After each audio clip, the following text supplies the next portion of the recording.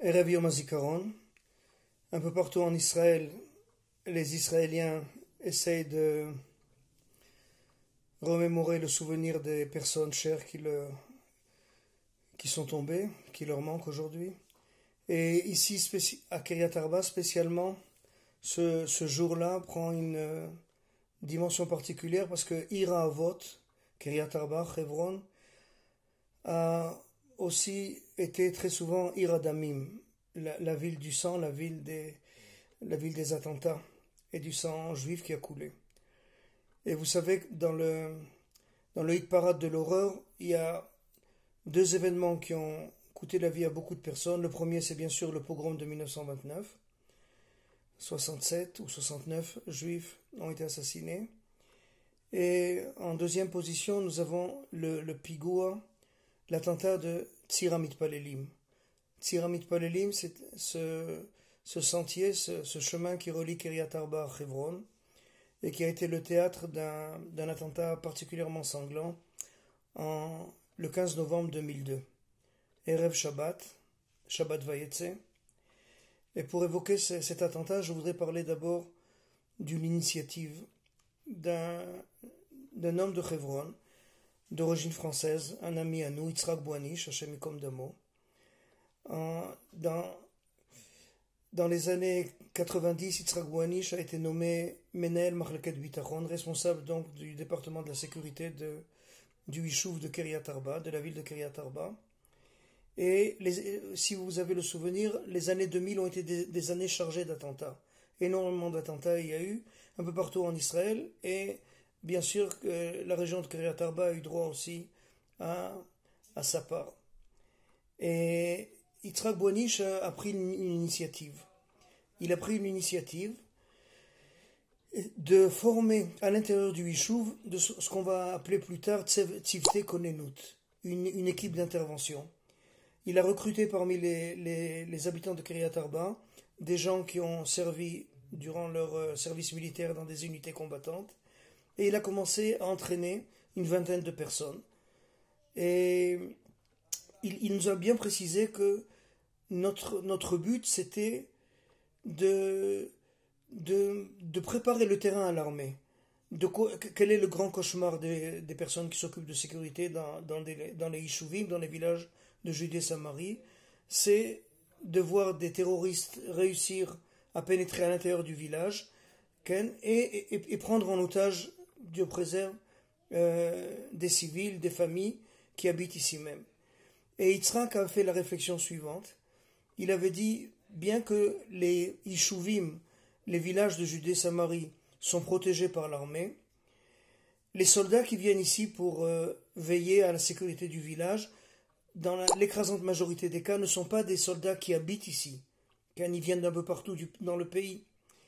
Et si Dieu préserve, un terroriste réussit à pénétrer dans la maison de M. Dupont, alors le soldat qui entend cette nouvelle, lui, encore une fois, il n'habite pas ici. Lui, il habite à Tel Aviv, il habite à Ashkelon, il habite à Naharia, et pour lui, la maison de M. Dupont, ça dit rien du tout. Maintenant, lorsque des témoins qui ont vu le terroriste disent, voilà, un terroriste est rentré dans telle ou telle maison, pour un habitant du village, alors on sait très très bien que cette maison-là se trouve à côté de la Macolette, se trouve à côté de l'école ou quoi. Donc, c'était important de former un groupe armé qui connaissait le Yishuv, qui connaissait le village, pour la bonne et simple raison que, par cette même connaissance, on pouvait arriver plus vite sur les lieux. Mais là, le but ou le tafkid, le rôle de l'équipe d'intervention, était de stériliser l'endroit, c'est-à-dire d'empêcher le terroriste de passer d'une maison à l'autre. Et une fois que l'endroit était cerné, une fois que l'endroit était stérilisé, alors on appelait l'armée, on appelait les unités spéciales, en général les Sayarot, Sayeret Matkal, le Yamam, ou les meilleures unités de la police, qui viennent faire ce qu'ils savent très très bien faire.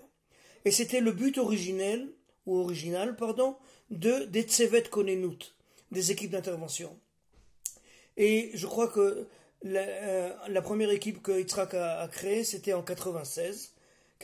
Et de 96 jusqu'à 98, il nous a entraînés sans aucune autorisation de ses responsables à l'armée.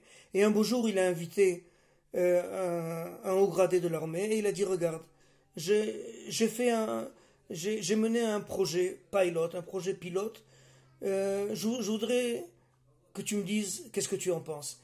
Et sur un exercice qu'on avait répété à plusieurs reprises, il a invité donc cet officier de l'armée à nous observer, à voir comment on était capable d'agir devant l'adversité. Et l'officier a été agréablement surpris de cette initiative. Et Yitzhak lui a dit, alors à partir de maintenant, tu m'aides d'abord à recevoir un feu vert pour continuer à utiliser cette équipe d'intervention. Mais mon rêve à moi, c'est que ce projet-là devienne un projet qu'on peut appliquer à tous les autres villages de Judée-Samarie. Et vraiment, je crois qu'en moins d'une année, il n'y avait pas un Yishuv. Après cette première démonstration, il n'y avait pas un Yishuv en Judée-Samarie où on n'a pas commencé à former une Tsevet Konenut. Okay? Et cette Tsevet Konenut, elle était fournie en armes par l'armée, sous l'autorisation, bien sûr, de l'armée. Et on a commencé à construire un programme d'entraînement qui a mené tous les participants à un niveau opératif relativement élevé. Mais à aucun moment, et c'est là que j'en viens maintenant au Pigoua du 15 novembre, à l'attentat du 15 novembre 2002, à aucun moment, ces équipes d'intervention n'étaient autorisées à sortir du Yishuv. Encore une fois, leur rôle était très très bien défini. Ils devaient stériliser l'endroit où, Dieu préserve, un Mechabel aurait eu l'occasion de pénétrer et l'empêcher de passer d'une maison à l'autre. Et voilà que ce Erev Shabbat, Parashat Vayetze, je me souviens, on revient de la synagogue, c'est l'hiver, il fait froid, le soir, la nuit tombe vite, on se met à table, et je crois à peu près 10 ou 20 minutes après le début du repas, il y a une vingtaine de beepers qui vont sonner à Kiryat Arba. Ces beepers-là vont être les beepers de la Tsevet Konenut.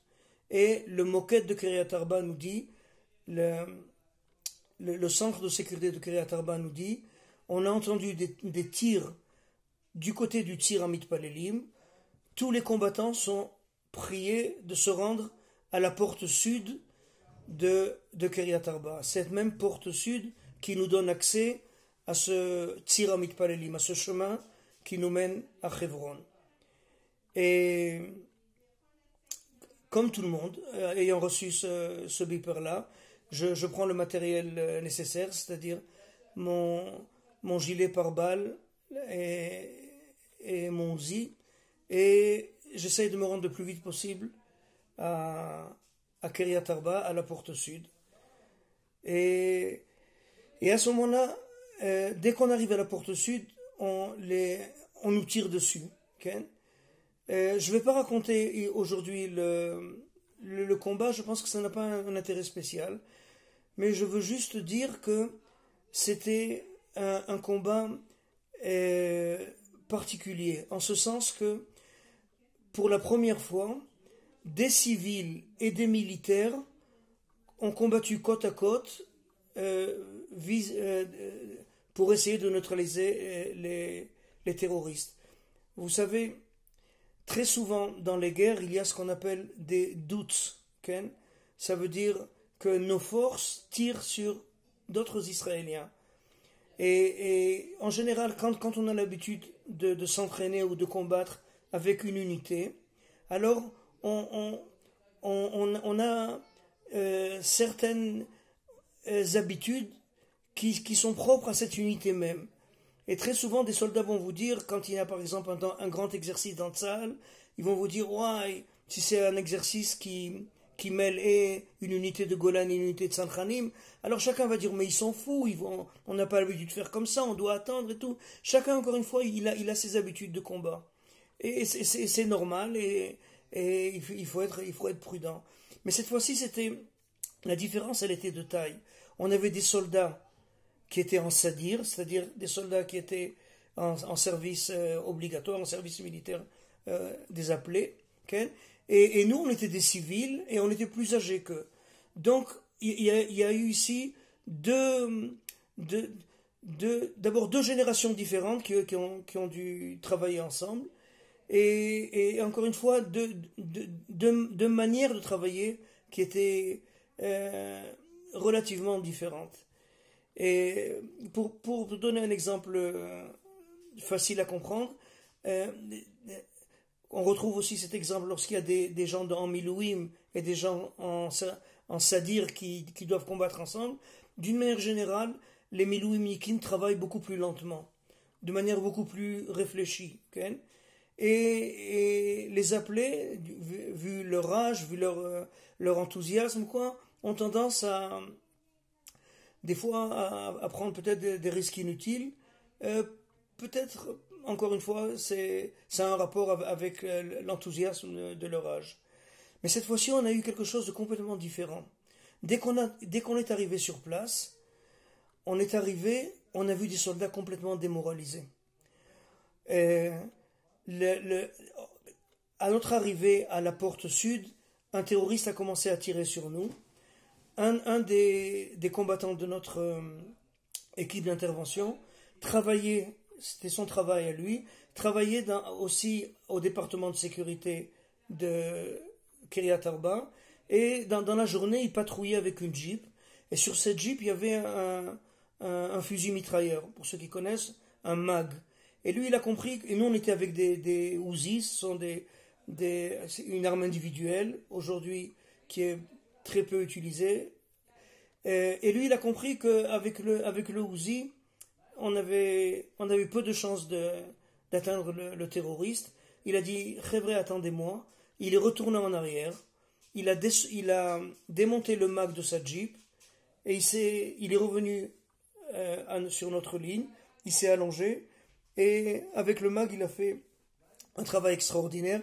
Il a neutralisé donc le premier Mechabel. Il a neutralisé en ce sens que on ne nous tirait plus dessus. Maintenant, on a voulu vérifier. Est-ce que ce Mechabel, il est effectivement mort, neutralisé, ou alors il est encore capable de faire du mal.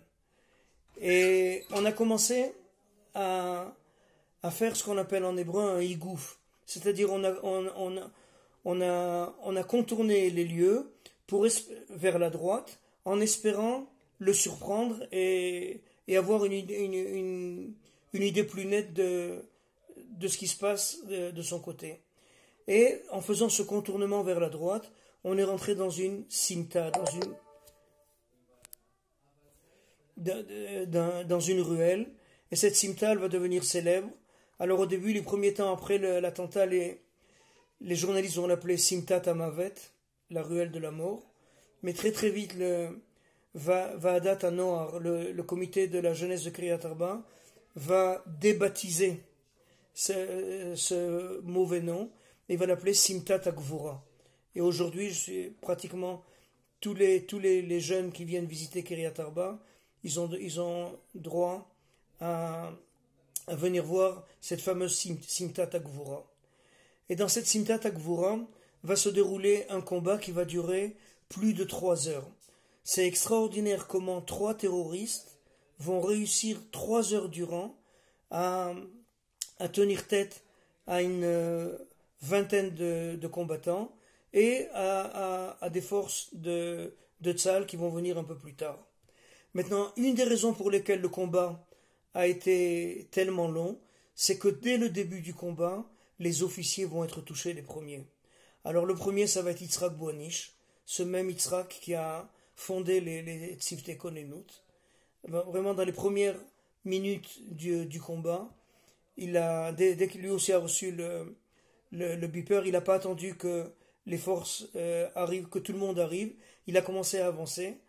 Et je ne sais pas si vous comprenez ce que je dis, il avait sur lui, pour être en contact avec le Moked, il avait sur lui un micro qu'on appelle Madonna, comme ça. Et les dernières paroles qu'il a dit, c'est les paroles suivantes. Il dit: je vois le terroriste, je m'occupe de lui. Et malheureusement, le terroriste, il a eu une fraction de seconde d'avance sur lui. Et avant que Yitzhak ait l'occasion d'appuyer sur la gâchette, le terroriste l'a fait avant lui. Et Yitzhak est mort sur le coup. Quelques minutes après Yitzhak, le lieutenant Dror Weinberg, lui aussi est arrivé très très vite sur le lieu et il avance, encore une fois, il avance pratiquement seul avec son chauffeur, à peu près à l'endroit où Yitzhak est arrivé. Et malgré qu'il avait le charpatz, ce gilet par balle, vous savez, ce gilet qui est très efficace, il a aussi des points faibles. Il a ici, au niveau du cou, une partie qui est constituée de deux morceaux différents. Et dans cet intervalle-là, la balle est passée et lui aussi est mort. Donc, les combattants qui étaient sur place n'avaient plus d'officiers, n'avaient plus de personnes qui pouvaient donner des instructions, n'avaient plus de personnes qui étaient capables de prendre le recul, de comprendre le combat et de donner les instructions nécessaires.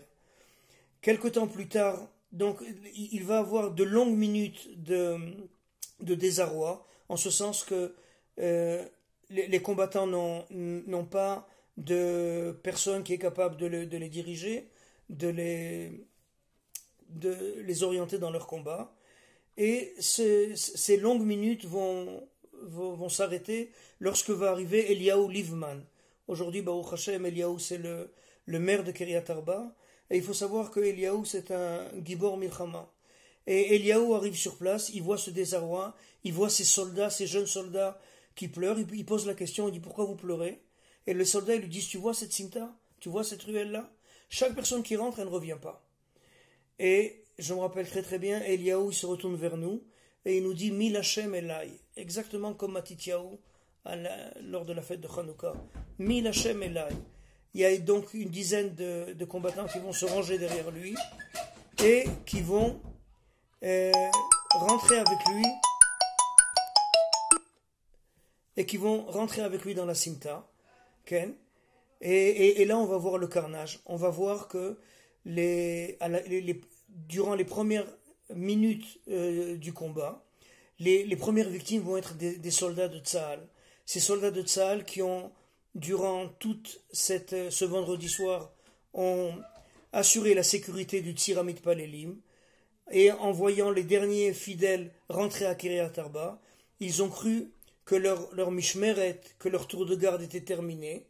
Ils sont descendus des toits ou des différentes positions où ils étaient, ils sont rentrés dans leur véhicule, et lorsque 3 ou 4 soldats sont rentrés dans une jeep, ou bien un peu plus de soldats sont rentrés dans un command-car, alors les terroristes qui les attendaient n'ont pas eu beaucoup de mal à les surprendre, à faire entrer le canon de leur fusil à l'intérieur de la Jeep ou à l'intérieur du command-car, et très très vite, dès les premières minutes du combat, on avait 7-8 victimes chez nous, ces soldats-là donc, qui ont été surpris par la manière de combattre des terroristes. Il faut bien comprendre que ces terroristes-là, ils avaient deux possibilités. Ils étaient embusqués depuis des heures là-bas, le long du Tzir Mitpalelim, le long du chemin qui relie Kiryat Arba à Hebron. Et comme j'ai dit, ce Shabbat-là, c'était un Shabbat particulièrement important, le Shabbat du mouvement de jeunesse Ariel, qui avait invité tous ses membres à venir fêter le Shabbat à Hebron. Et donc ce jour-là, il y avait beaucoup de monde sur le Tzir Mitpalelim, et les terroristes auraient pu tirer là-dessus. Je pense que sur ces gens-là. Et je pense qu'au niveau de la possibilité, malheureusement, de faire des victimes chez nous, il y aurait eu un carnage. Ils ont préféré autre chose. C'est pas évident, c'est pas agréable de le dire. Ils ont préféré un pigoua échouti, je m'excuse d'utiliser, un pigoua de qualité, c'est-à-dire, parce que tuer des civils, bien que chez les Arabes, ça, en général, ça les dérange pas particulièrement, mais ça ne leur donne pas une tosefet, un ajout de gloire. Mais tuer des combattants, tuer des soldats, c'est quelque chose pour eux qui a une valeur particulière. Et ils ont fait ce choix-là. Encore une fois, ils auraient pu tirer sur des civils, ils l'ont pas fait. Ils ont voulu créer, ils ont voulu créer un choc psychologique en tuant beaucoup de civils, beaucoup de combattants, pardon. Et c'est ce qui s'est passé. Et donc, 3 heures durant, on a essayé de trouver d'où les terroristes nous tiraient dessus. Ils étaient 3. Encore une fois, avec beaucoup de peine, je le dis, ils ont combattu avec beaucoup de professionnalisme, avec beaucoup d'intelligence, mais ils étaient là pour mourir. C'est-à-dire que ils n'ont pas, ils n'ont pas pris beaucoup de précautions, okay, et ça leur a donné une témérité tout à fait particulière qui nous a coûté à nous beaucoup de soldats. Et durant ce combat aussi, il y a eu beaucoup de miracles. Okay. Je me rappelle mon ami Alex Benzikri, qui était devant moi dans cette ruelle, et lui, il me dit, Eliaou, je crois que je vois le Mechabel. On était caché derrière on a avancé sous la protection d'un petit mur, donc on était recourbé, et il lève la tête, il me dit, Eliaou, je vois le terroriste. Il lève la tête, il a juste son fusil, et de la même manière que pour Yitzhak Bouanish, le terroriste il tire avant lui. Une fraction de seconde, encore une fois. Et cette fois-ci, la balle, Baruch Hashem, elle touche pas Alex, mais elle touche son fusil. Et elle vient éclater une partie métallique du fusil qui va se diffuser dans plusieurs directions. Et une partie métallique du fusil, ou plusieurs même, vont lui rentrer dans la gorge. Et Alex, il se retourne vers moi, il me dit, Eliaou, j'arrive plus à respirer. Et puis il dit, Shema Israël, Hashem Elokeinu, Hashem Echad, et il tombe dans les pommes. Okay? C'est une impression particulièrement désagréable. Une personne qui vous dit qu'il n'arrive pas à respirer, et je vois toute sa gorge qui se remplit de sang. Okay? Je retourne en arrière pour demander à un chovesh, à un infirmier, de venir s'occuper de lui. L'infirmier me dit, non, moi j'ai hors de rester ici, tu veux que je m'occupe de lui, tu l'apportes. Je dis, mais le temps que je l'apporte, il meurt. Alors il me donne un petit marchir comme ça, un morceau de plastique qui s'appelle Héroé. Encore une fois, sans trop rentrer dans les détails, je suis complètement paniqué, je ne sais jamais j'ai utilisé ce morceau de plastique, mais j'ai compris qu'il faut le faire. Je suis revenu sur place, j'ouvre la bouche de Benzikri, de Alex, Ken, et je lui rentre ce Héroé dans la bouche, tant bien que mal, je ne sais pas exactement s'il a été rentré correctement.